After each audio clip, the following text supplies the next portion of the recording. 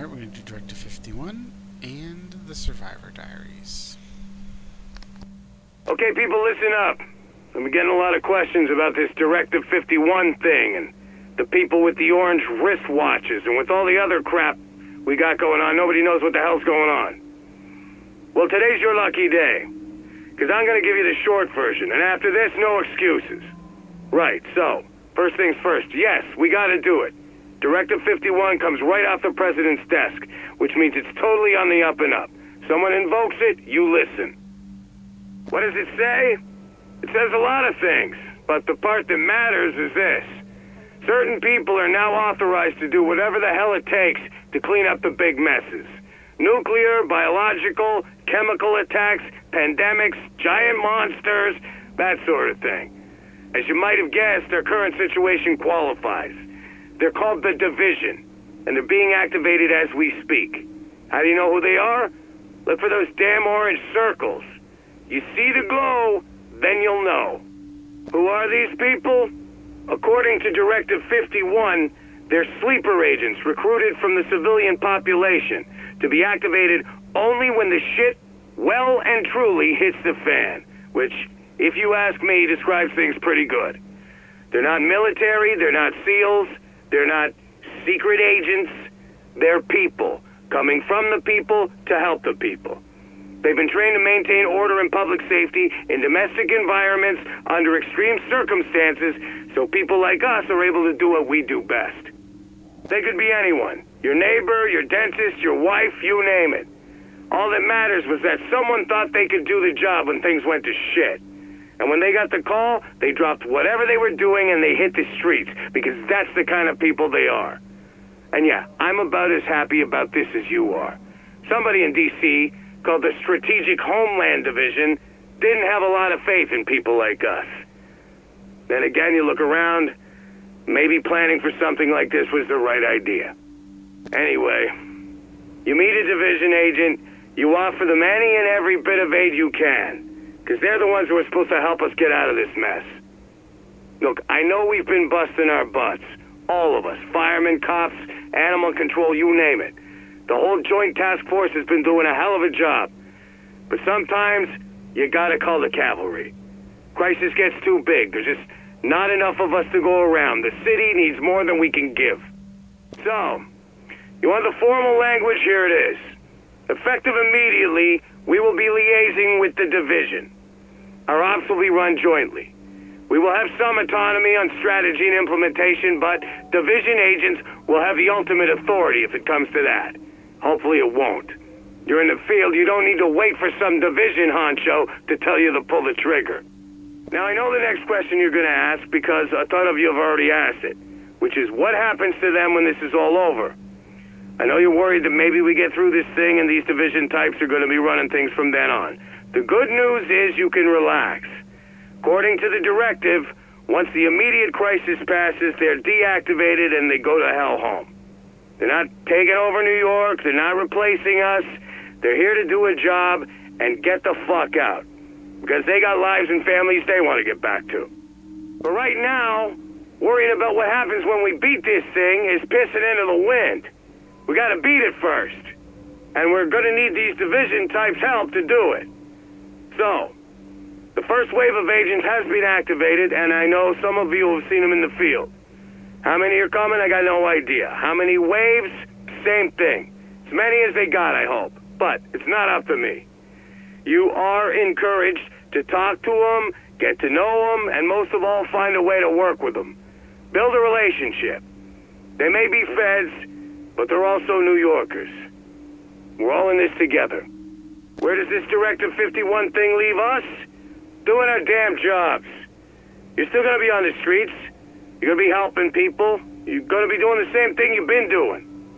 In the ops centers, people like me will be playing advisory roles. We're gonna fall under division authority, but if that's what it takes... Look, we've been through this before. 9/11, Sandy. Fed stepped in because we needed them. Things get bad enough, that's what happens. We don't have to love it, but we do have to do it. Some of you might be old enough to remember the old Dark winter exercise, when the feds tried to simulate what something like this would look like. Turns out they predicted this shit show pretty accurately. That's what got Directive 51 written in the first place. Now we get to live with it. Hey bro, it's me. Sorry I couldn't pick up. I was hanging out with that girl I told you about. Vanessa. And yes, when I say hanging out, I mean exactly what you think. That's all you get. A gentleman doesn't kiss and tell. Anyway, thought I'd check in, see how my nephews are doing.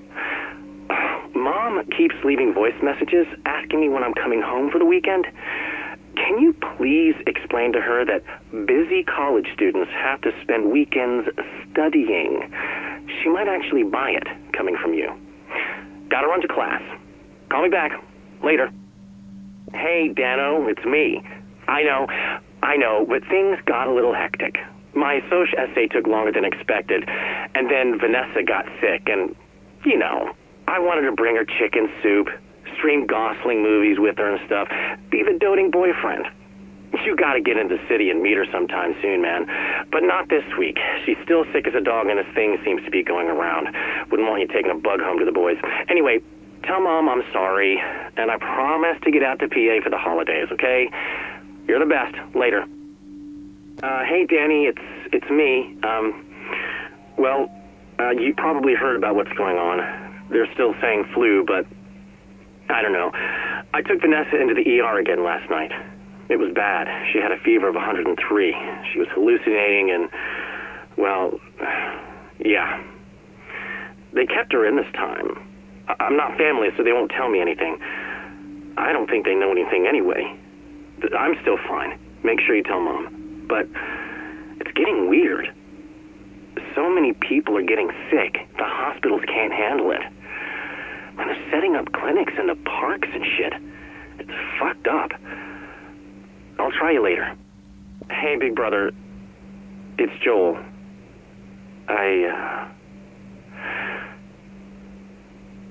Vanessa died. That's gotta be the most fucked up thing I ever said. A month ago, we were sexting in Comp Lit this morning. They wouldn't let me see her. I told them her family's in Hong Kong. They know the airports are shut down. Jesus, this all happened so fast.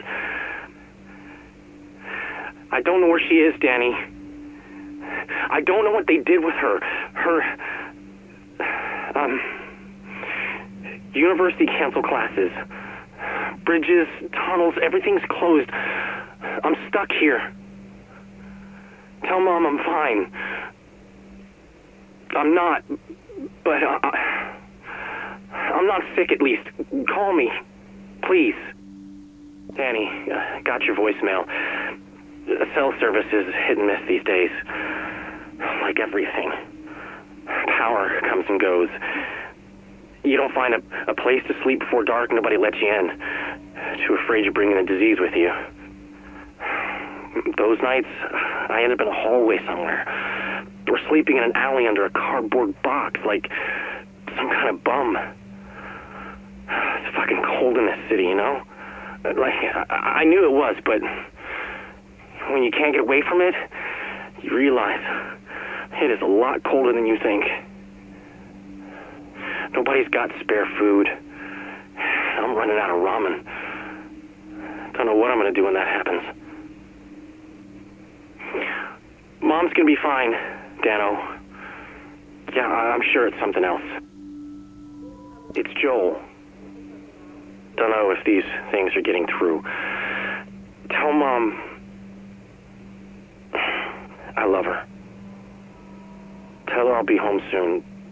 Dress it up however you have to. Just make sure she believes it. I don't want her lying there thinking. I'm hungry, Dan. Jesus, I'm hungry. I eat a fucking pigeon raw if I could catch one. The Sarah people were handing out MREs, but they didn't have enough, and people started getting rough. I didn't, but you know, I can't blame them. Hunger, it gnaws at you, like your brain's eating itself from the inside out. I lied. I got rough. But I got something to eat. You don't need to call me back. Got your message. Thanks. I'm glad. It was quick, I guess. I wish I could have seen her before. Dan, today I saw these guys on the street, standing around this old man. They wanted his suitcase. They didn't know what was in it, but they wanted it anyway. And he didn't want to give it up. So they knocked him down and started kicking him hard till he passed out. Danny, I was one of them. Get out of town. All right, put the boys in the car, go to the lake, and take Dad's shotgun. The three of you can live there for months. Do it, Danny, before it's too late. Dan, you stopped leaving messages. Why'd you stop leaving messages, Dan? I have news. Tons of things to tell you. I'm doing better. Found some folks to hang with. The right crowd. Strength in numbers. We take what we want, who we want, when we want. We eat every single day. Darwin, man. These are my people. We're gonna survive. You're never gonna hear this. It's gonna live on an NSA server somewhere in Nevada, like the nuclear waste they bury in the desert with the cockroaches nothing can kill. Soon we'll all be gone. The cockroaches will rule the earth. Good fucking riddance.